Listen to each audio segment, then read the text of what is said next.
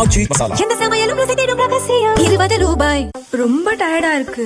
இயற்கையான டேட்ஸ், பாதாம், பிஸ்தா, cash and honey கொண்டு தயாரிக்கப்பட்ட Lion date nut bites. Yoga உடலுக்கும் மனதிற்கும் மிகுந்த அமைதியையும் ஆரோக்கியத்தையும் தரக்கூடியது. உலக நாடுகள்ல இஸ்லாமிய நாடுகள் கூட இதை கொண்டாட ஆரம்பித்திருக்கும் பொழுது இது எந்த அளவிற்கு உலகில் பரவி இருக்கிறது. ஜூன் 21 ஏன் இதை கொண்டாடுகிறார்கள் என்றால், நம்ம 365 நாட்கள்ல நீளமான நாள், லாங்கஸ்ட் டே இன்னைக்கு. அதே மாதிரி டிசம்பர் 21 நம்ம தியான தினமாக கொண்டாடுகிறோம். அதுவும் மரியாதைக்குரிய பாரத பிரதமர் அவர்களின் அந்த முயற்சியினால்தான். அதனால எல்லாருமே இன்னைக்கு யோகா செய்யணும்.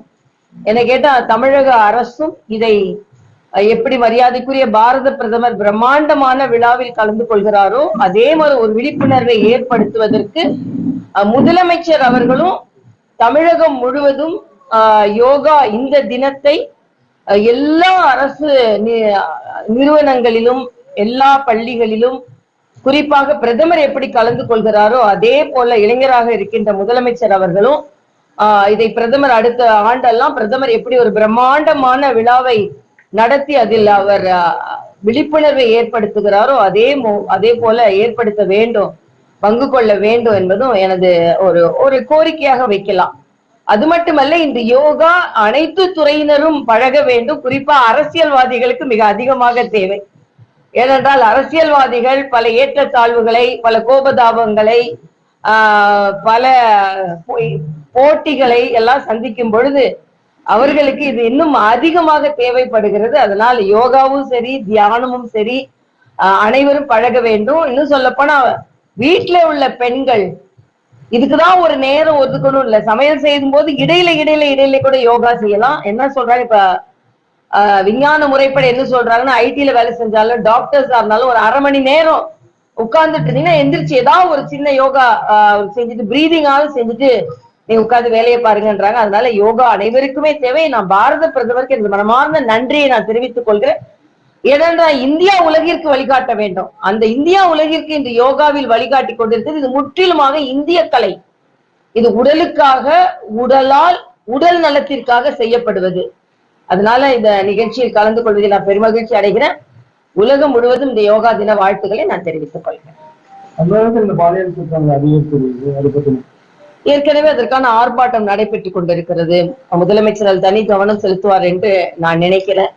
ஏனென்றால் ஒவ்வொரு முறை பாலியல் பலாத்காரம் நடைபெறும் பொழுதும் இவையெல்லாம் கட்டுப்படுத்தப்பட வேண்டும் என்று மிகுந்த ஆதங்கத்தோடு நாம் எல்லாம் சொல்லிக் கொண்டிருக்கிறோம். அதனால நாங்கள் ஏற்கனவே ஆர்ப்பாட்டம் நடத்தி இருக்கிறோம். முதலமைச்சர் தனி கவனம் செலுத்துவார் என்று நான் செலுத்த வேண்டும் என்று நான் வேண்டி கேட்டுக்கொள்கிறேன். ஒரு மாத ஆட்சி இன்னும் இப்பதான் ஒரு மாதம் நடைபெறுகிறது. இன்னும் முதல்ல நமக்கு எல்லாருக்கும் மனதிற்கு ரொம்ப தேவையா இருக்கிறது பெண்களின் பாதுகாப்பு. அந்த பெண்கள் பாதுகாப்புல அதிக கவனம் செலுத்த வேண்டும். வெள்ளை அறிக்கை சமர்ப்பித்திருக்கிறார்கள். ஆளுநர் உரை ஆரோக்கியமாக சென்றிருக்கிறது. ஆளுநர் உரை அமைதியாக, எந்த ஆர்ப்பாட்டமும் இல்லாமல், எந்த எதிர்ப்பும் இல்லாமல் ஆளுநரே சொல்லி இருக்கிறார். முழுமையான ஒரு உரையை வாசித்தது எனக்கு மகிழ்ச்சி. அப்படின்னா இந்த முந்தைய ஆட்சி எப்படி அதையெல்லாம் ஒரு குழப்பம் ஏற்படுத்தி கொண்டிருந்தார்கள், அந்த வகையில் எனக்கு மகிழ்ச்சி. நிச்சயமாக ஆளுநர் அரசாங்கத்தின் எண்ணத்தை தான் பிரதிபலிப்பார். அதை பிரதிபலித்திருக்கிறார். அரசாங்கம் அந்த வகையில் அந்த எண்ண ஓட்டத்தை பிரதிபலித்து நல்ல ஆட்சியை நடத்த வேண்டும் என்று நான் கேட்டேன். இல்ல, மேகதாது நம்ம எல்லாரோட உரிமை.